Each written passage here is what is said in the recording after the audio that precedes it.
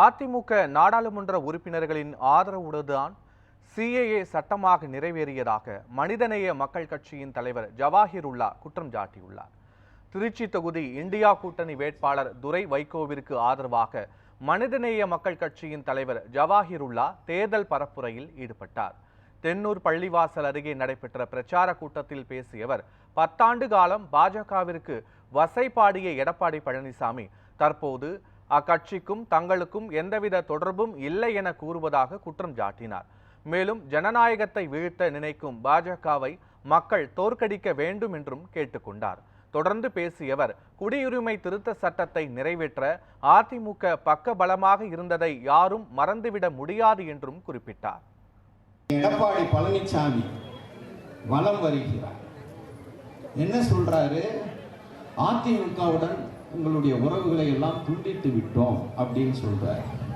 எப்படியா நாங்க நம்ப முடியும்? இந்த 10 ஆண்டுகள் மோடி ஆட்சியினுடைய அனைத்து அராஜகங்களுக்கும் அடாவடித்தனங்களுக்கும் உறுதுணையாக இருந்தது அதிமுக என்பதை மறந்துவிட முடியுமா? அதுவும் குறிப்பாக முஸ்லிம்களுடைய